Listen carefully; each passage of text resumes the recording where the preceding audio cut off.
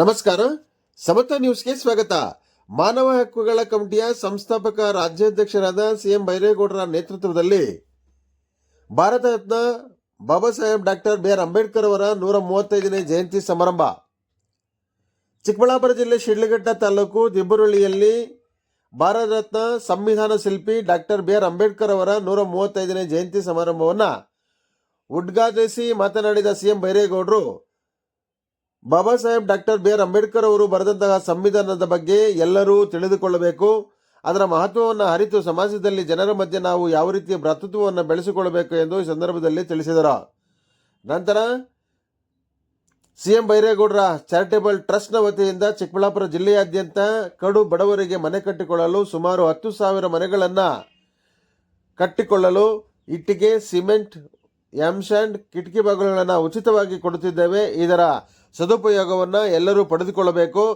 ಆದರೆ ಇದರಲ್ಲಿ ಕೆಲವರು ರಾಜಕೀಯ ದುರುದ್ದೇಶದಿಂದ ಆಯ್ಕೆಯಾದ ಫಲಾನುಭವಿಗಳು ಕೆಲವರ ಲೀಡರ್ಗಳ ಮಾತು ಕೇಳಿ ಆದೇಶ ಪತ್ರಗಳನ್ನು ವಾಪಸ್ ಸಹ ಕೊಟ್ಟಿದ್ದಾರೆ. ಆದರೆ ನಮ್ಮ ಉದ್ದೇಶ ಕಡುಬಡವರಿಗೆ ಮನೆ ಕಟ್ಟಿಕೊಳ್ಳಲು ಸಹಾಯ ಮಾಡುತ್ತಿರುವುದು. ಆದರೆ ಕೆಲವು ಕಿಡಿಗೇಡಿಗಳಿಂದ ಬಡವರಿಗೆ ಸಹಾಯ ಆಗುತ್ತಿರುವುದರ ಬಗ್ಗೆ ಆಕ್ಷೇಪವನ್ನು ವ್ಯಕ್ತಪಡಿಸಿದ್ದಾರೆ. ಆದ್ದರಿಂದ ಯಾರ ಮಾತಿಗೂ ಕಿವಿಕೊಡದೆ ಎಲ್ಲರೂ ಸಹ ಇದಕ್ಕೆ ಸಂಬಂಧಪಟ್ಟಂಗೆ ಮನೆ ಕಟ್ಟಿಕೊಳ್ಳಲು ಮುಂದೆ ಬಂದು ಈ ಅವಕಾಶವನ್ನು ಸದುಪಯೋಗಪಡಿಸಿಕೊಳ್ಬೇಕೆಂದು ಈ ಸಂದರ್ಭದಲ್ಲಿ ಬೈರೇಗೌಡರು ತಿಳಿಸಿದರು. ಇದೇ ಸಮಾರಂಭದಲ್ಲಿ ಆಯ್ಕೆಯಾದ ಫಲಾನುಭವಿಗಳಿಗೆ ಆದೇಶ ಪತ್ರಗಳನ್ನು ಸಹ ವಿತರಿಸಿದರು. ವೇದಿಕೆಯಲ್ಲಿ ಮಾನವ ಹಕ್ಕುಗಳ ಕಮಿಟಿ ರಾಜ್ಯಾಧ್ಯಕ್ಷರಾದ ಸಿಎಂ ಬೈರೇಗೌಡ, ರೈತ ಮುಖಂಡರಾದ ಅರುಣ್ ಕುಮಾರ್, ರವಿ ಪ್ರಕಾಶ್, ಆರಕ್ಷಕ ಉಪನಿರೀಕ್ಷಕರಾದ ನಾಗರಾಜು, ತಾದೂರು ಮಂಜುನಾಥ್, ಲೋಡರ್ ಗೊರ್ಲಪ್ಪ, ಮಂಜುನಾಥ ವಿ, ನಾರಾಯಣ ಸ್ವಾಮಿ, ಲೋಕೇಶ್, ಲಕ್ಕನಹಳ್ಳಿ ವೆಂಕಟೇಶ್, ಎಲ್.ಎನ್. ನರಸಿಂಹಯ್ಯ, ಬಾಗೇಪಲ್ಲಿ ಕಿರಣ್, ಬಶೆಟ್ಟಹಳ್ಳಿ ದೇವಪ್ಪ ಇನ್ನೂ ಹಲವಾರು ಮುಖಂಡರುಗಳು ಹಾಜರಿದ್ದರು. ವರದಿ ಅರಕೆರೆ ಮುನ್ರಾಜ್, ಪ್ರಧಾನ ಸಂಪಾದಕರು, ಸಮತಾ ನ್ಯೂಸ್, ಶಿಡ್ಲಘಟ್ಟ.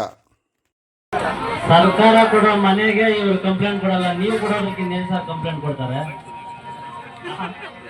ಸರ್ಕಾರ ಕೊಡೋದ್ರಲ್ಲಿ ವಂಚಿತ ಆದ್ರೂ ಕೂಡ ಅವರು ಕಂಪ್ಲೇಂಟ್ ಕೊಡಲ್ಲ.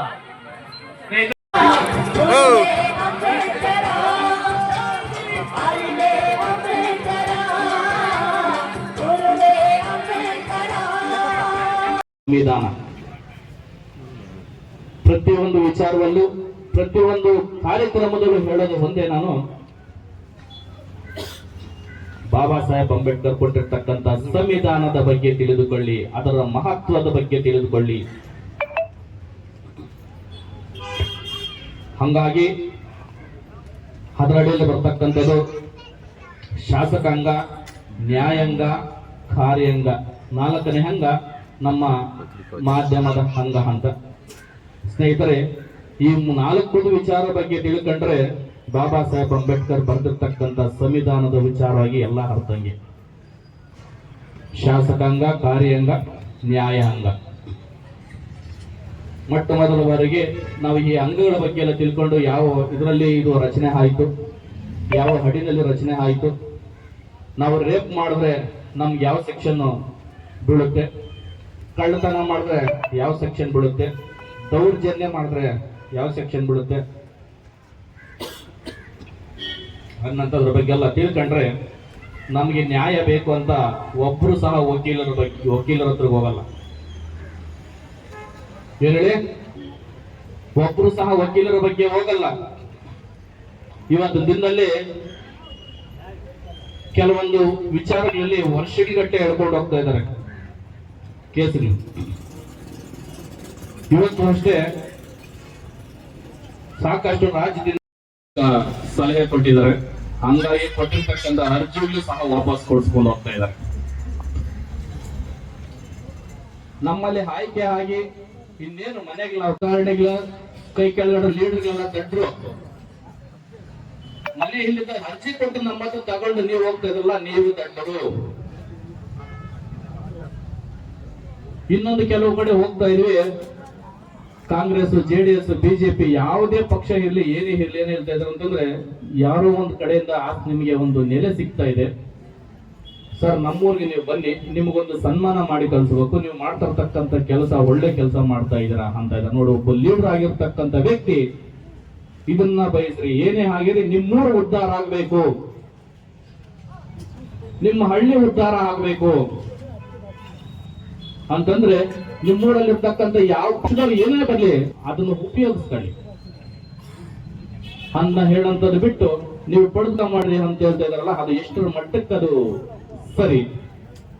ಸ್ನೇಹಿತರೆ, ಹೇಳೋದಿಷ್ಟೇ, ಯಾವುದೇ ರಾಜಕೀಯ ಉದ್ದೇಶಕ್ಕೆ ನಾವು ನಿಮ್ಗೆ ಇಲ್ಲಿ ಮನೆಗೆ ಕೊಡ್ತಾ ಇಲ್ಲ. ನಿಮ್ಗೆ ಮನೆ ಇಲ್ವಾ? ದಯವಿಟ್ಟು ನೀವು ಬನ್ನಿ, ನಿಮ್ಮ ಮತ ನೀವು ಯಾರಿಗೂ ಬೇಕಾದ್ರೂ ಚಲಾಯಿಸಿ. 10 ವರ್ಷಗಳ ಕಾಲ ಜಿಲ್ಲಾದ್ಯಂತ 10,000 ಮನೆ ನಿರ್ಮಾಣ ಮಾಡ್ತೀವಿ ಅಂತ ಈಗಾಗಲೇ ಪಣ ತೊಟ್ಟಿದ್ವಿ. 564 ಮನೆಗೆ ಈಗಾಗಲೇ ನಮ್ಮ ಸರಕು ಹೋಗಿದೆ. ಇನ್ನೇನು ಕೆಲವೇ ದಿನಗಳಲ್ಲಿ 300ಕ್ಕೂ ಚಿಲ್ಲರೆ ಗುರುಪ್ರವೇಶಕ್ಕೆ ಈಗಾಗಲೇ ಸಿದ್ಧತೆಗೆ ಕೆಲವರೆಲ್ಲ ಮಾಡ್ಕೊಂತ ಇದ್ದಾರೆ.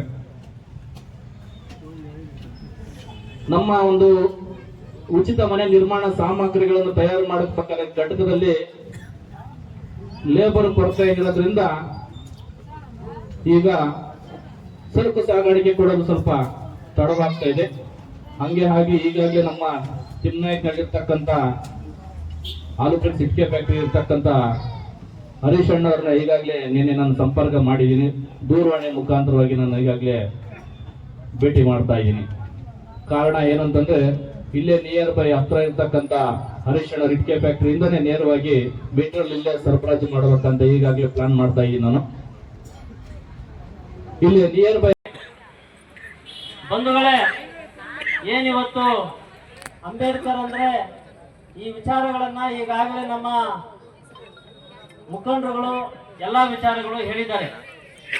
ಈ ಹಿಂದೆ ನಮಗೆಲ್ಲ ಇತಿಹಾಸ ಗೊತ್ತಿದ್ದಂಗೆ ರಾಜರ ಆಳ್ವಿಕೆಯಲ್ಲಿದ್ದಾಗ 500ಕ್ಕಿಂತ ಹೆಚ್ಚು ಪ್ರಾಂತ್ಯಗಳ ರಾಜರ ಆಳ್ವಿಕೆ ಇತ್ತು. ಆಮೇಲೆ ಬ್ರಿಟಿಷರು ನಮ್ಮ ಮೇಲೆ ವ್ಯಾಪಾರಕ್ಕಂತೇಳಿ ಬಂದು ನಮ್ಮ ಮೇಲೆ ಆಳ್ವಿಕೆ ಮಾಡಿ ನಮ್ಮ ದೇಶವನ್ನು ಆಕ್ರಮಣ ಮಾಡಿಕೊಂಡ್ರು. ಆಮೇಲೆ 1947ರಲ್ಲಿ ನಮಗೆ ಸ್ವತಂತ್ರ ಬಂತು. 1950ರಲ್ಲಿ ನಾನು ಹೆಚ್ಚು ಹೇಳ್ಕೊಳ್ಳೋಕೆ ಹೋಗೋದಿಲ್ಲ, ಕಡಿಮೆ ಭಾಷಣದಲ್ಲಿ ಕಮ್ಮಿ ಮಾತಾಡಿ ಕಾರ್ಯಕ್ರಮ ಮುಗಿಸಬೇಕು, ಎಲ್ರಿಗೂ ಇಷ್ಟ ಆಗ್ಬೇಕು ನಾವು ಮಾತಾಡೋದನ್ನ.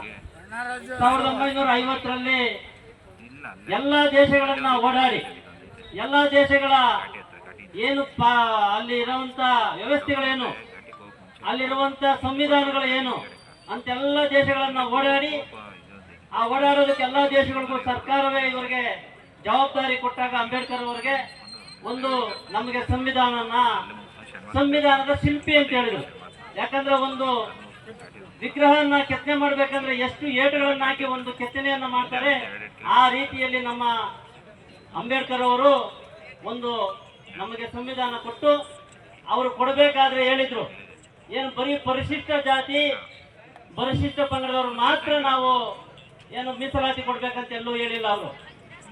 ಅವರು ಯಾವುದೇ ಜನಾಂಗದಲ್ಲಿ ಆಗಿರ್ಬೋದು, ಯಾವುದೇ ಜನಾಂಗದಲ್ಲಿ ಕಷ್ಟದಲ್ಲಿರುವಂತ ಕಟ್ಟ ಕಡೆಯ ವ್ಯಕ್ತಿಗೆ ಸಮಾನವಾದ ಹಕ್ಕನ್ನ ಕೊಡಬೇಕು, ಪ್ರತಿಯೊಬ್ಬರಿಗೂ ಸಮಾನವಾದ ಹಕ್ಕಿರಬೇಕು. ಇಲ್ಲಿ ಮೇಲು ಕೀಳು ಅನ್ನೋದಿಲ್ಲ, ಮೇಲ್ವರ್ಗದವರು ಕೆಳವರ್ಗದವರು ಅನ್ನೋದಿಲ್ಲ, ಎಲ್ಲರೂ ಸಮಾನರಾಗಿರ್ಬೇಕು. ಯಾಕೆಂದ್ರೆ ಈ ಪ್ರಶ್ನೆಯನ್ನ ನಾನು ನಮ್ಮ ಸುಪ್ರೀಂ ಕೋರ್ಟ್ ಜಡ್ಜ್ ನಿವೃತ್ತಿ ಆಗಿರುವಂತ ನಾಗಮೋಹನ್ ದಾಸ್ ಅವರು ಚಿಕ್ಕಬಳ್ಳಾಪುರ ಅಂಬೇಡ್ಕರ್ ಭವನದಲ್ಲಿ ಒಂದು ಕಾರ್ಯಕ್ರಮದಲ್ಲಿ ನಾನು ಅವರಿಗೆ ಪ್ರಶ್ನೆ ಮಾಡಿದ್ದೆ, ಸರ್ ಇವತ್ತು ಬರೀ ಪರಿಶಿಷ್ಟ ಜಾತಿಗೆ ಮೀಸಲಾತಿ ಇರ್ಬೇಕಾ, ಬೇರೆ ಜಾತಿಯಲ್ಲೂ ಬಡವರ್ಗದ ಜನ ಇದ್ದಾರೆ ಅವ್ರಿಗೂ ಮೀಸಲಾತಿ ಕೊಡ್ಬೇಕು ಅಂತ ನಮ್ಮ ಅಂಬೇಡ್ಕರ್ ಅವರು ತತ್ವ ಇತ್ತ ಅಂತ. ನೀವು ಇದು ಒಳ್ಳೆ ಪ್ರಶ್ನೆ ಕೇಳ್ತಾ ಇದ್ದೀರಿ. ಈ ಒಂದು ಏನ್ ನೀವು ಕೇಳ್ತಾ ಇದ್ದೀರಿ ಈ ಪ್ರಶ್ನೆಗೆ ನಾನು ಉತ್ತರ ಕೊಡ್ತೀನಿ. ಅಂಬೇಡ್ಕರ್ ಅವರು ಎಲ್ಲಿ ಕೂಡ ಹೇಳಿರ್ಲಿಲ್ಲ, ಯಾರು ಕಟ್ಟ ಕಡೆಯ ಕಷ್ಟದಲ್ಲಿ ಇರ್ತಾರೋ, ಯಾರು ನಷ್ಟದಲ್ಲಿ ಇರ್ತಾರೋ, ಅವನ್ನ ಯಾರು ಗುರ್ತಿರೋದಿಲ್ವೋ, ಯಾರು ಸಮಸ್ಯೆಯಲ್ಲಿ ಇರ್ತಾರೋ ಅವ್ರಿಗೆ ಸಮಾನವಾದ ಹಕ್ಕು ಕೊಡ್ಬೇಕು ಅಂತೇಳಿ ಅಂಬೇಡ್ಕರ್ ಬರ್ತಿದ್ರು ಅಂತ ಹೇಳಿ. ಇವತ್ತು ರಾಜಕೀಯ ಪಕ್ಷಗಳು ಅವರ ಬೇಳೆ ಬೇಯಿಸ್ಕೊಳ್ಳೋದಕ್ಕೋಸ್ಕರವಾಗಿ ಇವತ್ತು ನಮಗೆ ಏನೋ ಕೆಲವರಿಗೆ ಮೀಸಲಾತಿ ಅಂತ ಕೊಡ್ತಾರೆ. ಈಗ ಇವರು ಹೇಳಿದ್ರು ನಮ್ಮ ಸ್ನೇಹಿತರು ಮೂರ್ತಣ್ಣವರು 34% ಎಲ್ಲ ಹಿಂದುಳಿದ ವರ್ಗಗಳಿಗೆ ಇದೆ ಅಂತ ಅವ್ರು ಮಾಡಿದ್ರು. ಯಾರು ಅಂಬೇಡ್ಕರ್ ಅವರು 18% ಪರಿಶಿಷ್ಟ ಜಾತಿ ಪರಿಶಿಷ್ಟ ಪಂಗಡದವರಿಗೆ ಅಂತ ಹೇಳಿದ್ರು. ಆದ್ರೆ ಇವರು ಬರೀ ಇವರು ಕೊಟ್ಟು ಉಳಿದಂತವರಿಗೆ ಅಲ್ಪ ಸ್ವಲ್ಪ ಕೊಟ್ಟು ಇವತ್ತು ವೋಟು ರಾಜಕಾರಣ ಮಾಡಿಕೊಂಡು ಇವತ್ತು ನೀವೆಲ್ಲ ನೋಡ್ತಾ ಇದ್ದೀರಿ. ಬರೀ ಅವರು 5 ವರ್ಷ ವೋಟ್ ಗೆಲ್ಲೋದಕ್ಕೆ ಮಾತ್ರ ಏನ್ ಮಾಡ್ಕೊಳ್ಬೇಕು ಅದನ್ನ ಮಾಡ್ತಾ ಇದ್ದಾರೆ ಬಿಟ್ರೆ, ಹಿಂದಿನಿಂದ ಇರ್ಬೋದು, ಹಿಂದಿನ ಸರ್ಕಾರಗಳೆಲ್ಲ ನಾವು ತಗೊಂಡ್ರು ಕೂಡ ವೋಟ್ಗೋಸ್ಕರ ಏನ್ ಮಾಡ್ಕೊಳ್ಬೇಕು, ಏನ್ ಮೀಸಲಾತಿ ಕೊಡ್ಬೇಕು ಅಷ್ಟಕ್ಕೆ ಓದಾಡ್ತಾ ಇದ್ದಾರೆ ಬಿಟ್ರೆ, ಇವತ್ತು ರೈತನ ಕಷ್ಟ ಏನು, ರೈತರಲ್ಲಿ ಏನಾದ್ರೂ ಜಾತಿ ಇದೆಯಾ, ರೈತರಲ್ಲಿ ಧರ್ಮ ಇದೆಯಾ? ರೈತ ಸಂಘದಲ್ಲಿ ಅಲ್ಪಸಂಖ್ಯಾತರು ಇದ್ದಾರೆ, ಹಿಂದುಳಿದ ವರ್ಗದವರು ಇದ್ದಾರೆ, ಮೇಲ್ವರ್ಗದವರು ಇದ್ದಾರೆ, ಎಲ್ಲಾ ಜನಾಂಗದವರು ಕೂಡ ಇದರಲ್ಲಿದ್ದಾರೆ, ಪರಿಶಿಷ್ಟ ಜಾತಿಯವರು ಇದ್ದಾರೆ. ಯಾಕೆಂದ್ರೆ ಕೃಷಿ ಮಾಡುವಂತ ರೈತ ಎಲ್ಲಾ ವರ್ಗದವರು ಇರ್ತಾರೆ. ಹಾಗಾಗಿ ಇವತ್ತು ಈ ಭಾಗದಲ್ಲಿ ಏನಿವತ್ತು ನಾವು ಈರುಳ್ಳಿ ಬೆಳೀತಾ ಇದ್ದೇವೆ, ಆಲೂಗಡ್ಡೆ ಬೆಳೀತಾ ಇದ್ದೇವೆ, ಇವತ್ತು ಬೆಲೆ ಇದೆಯಾ? ಯಾವುದಕ್ಕೂ ಸೀಮಿತವಾದ ಬೆಲೆ ಇಲ್ಲ. 1995ರಲ್ಲಿ ಸ್ವಾಮಿನಾಥನ್ ಅಂತೇಳಿ ಒಬ್ರು ವಿಜ್ಞಾನಿ, ಸೈನ್ಸಿಸ್ಟ್, ಅವರು ಕೃಷಿ ವಿಜ್ಞಾನಿ, ಅವರು ಕೇಂದ್ರ ಸರ್ಕಾರಕ್ಕೆ ಒಂದು ವರದಿಯನ್ನು ಕೊಟ್ಟರು. ನೋಡಿ, ನಮ್ಮ ದೇಶದಲ್ಲಿ ಒಬ್ಬ ರೈತ ಉಳಿಬೇಕಾದ್ರೆ ಬ್ಯಾಂಕ್ ಅಲ್ಲಿ 40 ಪೈಸೆ 50 ಪೈಸೆ ಸಾಲ ಕೊಡ್ತೀರ ಕೂಡ ಅದು ಕೂಡ ಕಟ್ಟಕ್ ಆಗೋದಿಲ್ಲ. ಇನ್ನು ಕೈ ಸಾಲ ತಗೊಂಡ್ರೆ ಆತ್ಮಹತ್ಯೆನೆ. ಇವತ್ತು ರೈತ ಇವತ್ತಿನ ದಿನಗಳಲ್ಲಿ ಅರ್ಧ ಗಂಟೆಗೊಮ್ಮೆ ರೈತ ಆತ್ಮಹತ್ಯೆ ಮಾಡ್ಕೊಂತ ಇದ್ರೆ ಯಾವ ಸರ್ಕಾರಗಳು ಕೂಡ ಇದ್ರ ಬಗ್ಗೆ ಚಿಂತನೆ ಮಾಡ್ತಾ ಇಲ್ಲ. ಇವತ್ತು ಪ್ರಧಾನ ಮಂತ್ರಿ ಮೋದಿ ಅವರು ಹೇಳಿದ್ರು, ನಾವು ಈ ಸಾರಿ ಏನಾದ್ರು ಗೆದ್ರೆ 10 ವರ್ಷಕ್ಕಿಂತ ಮಾತಾಡಿದ್ರು, ಸ್ವಾಮಿನಾಥನ್ ವರದಿ ಜಾರಿ ಮಾಡ್ತೀವಿ, ರೈತರು ಬೆಳೆದಿದ್ದಂತ ಬೆಳೆಗೆ ವೈಜ್ಞಾನಿಕ ಬೆಲೆ ಮಾಡ್ತೀವಿ ಅಂತ. ಮಾಡಕ್ಕಾಗ್ಲಿಲ್ಲ. ಯಾರೋ ಒಬ್ರು ಸುಪ್ರೀಂ ಕೋರ್ಟ್ ಅಲ್ಲಿ ಅದನ್ನ ಒಂದು ಕೇಸನ್ನ ಫೈಲ್ ಮಾಡಿದಾಗ ಸುಪ್ರೀಂ ಕೋರ್ಟ್ಗೆ ಕೇಂದ್ರ ಸರ್ಕಾರ ಹೇಳ್ಬಿಡ್ತು, ನಮ್ಮ ಕೈಲ ಆ ಒಂದು ಪ್ರಣಾಳಿಕೆಯನ್ನ ಮಾಡಕ್ ಆಗೋದಿಲ್ಲ ಅಂತೇಳಿ. ಮೊನ್ನೆ ಕೂಡ ಬಿಜೆಪಿ ಸರ್ಕಾರ ಹೇಳಿತ್ತು, ಏನು ನಾವು ರೈತರಿಗೆ ವೈಜ್ಞಾನಿಕ ಬೆಲೆ ಮಾಡ್ತೀವಿ, ಸ್ವಾಮಿನಾಥನ್ ವರದಿಯನ್ನು ಜಾರಿಗೆ ತರ್ತೀವಿ ಅಂತ. ಆಗ್ಲೂ ಫೈಲ್ ಆಗವ್ರೆ. ಇದನ್ನೆಲ್ಲ ನಾವು ನೋಡ್ತಾ ಇರ್ತೀವಿ, ಕೇಳ್ತಾ ಇರ್ತೀವಿ, ಕಿವಿಯಲ್ಲಿ ಕೇಳ್ತೀವಿ, ಕಿವಿಯಲ್ಲಿ ಬಿಡ್ತೀವಿ.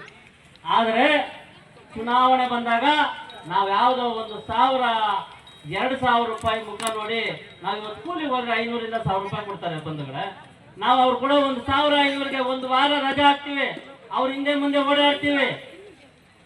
ಇಂಥ ಹೋರಾಟಕ್ಕೆ ಬರಲ್ಲ ನಾವು, ಇಂಥ ಒಂದು ಕಾರ್ಯಕ್ರಮದಲ್ಲಿ ಭಾಗವಹಿಸಲ್ಲ. ಯಾರೋ ಒಬ್ಬ ರಾಜಕಾರಣಿ ಒಂದು ದೊಡ್ಡ ಕಾರ್ಯಕ್ರಮ ಮಾಡಿ ಬಿರಿಯಾನಿ ಕೊಡ್ತಾನೆ, 500 ರೂಪಾಯಿ ಕಾಸು ಕೊಡ್ತಾನೆ ಅಂತ 1000 ಜನ ಹೋಗ್ತೀವಿ. ಇವತ್ತು ಒಂದು ಒಳ್ಳೆ ಕಾರ್ಯಕ್ರಮ ಮಾಡ್ತೀವಿ, ಯಾರು ಬರೋದಕ್ಕಿಂತ ಆಗ್ತಾರೆ, ವಿಚಾರವಂತರು ಮಾತ್ರ ಬರ್ತಾರೆ. ನೋಡಿ, ಇಲ್ಲಿ ಇವತ್ತು ಇಷ್ಟು ಜನ ಇದ್ದೀರಿ. ಅದೇ ಒಬ್ಬ ರಾಜಕಾರಣಿ ಒಂದು ಕಾರ್ಯಕ್ರಮ, ಒಂದು ವಿಧಾನಸಭೆ ಚುನಾವಣೆನೋ ಅಥವಾ ತಾಲೂಕ್ ಪಂಚಾಯತ್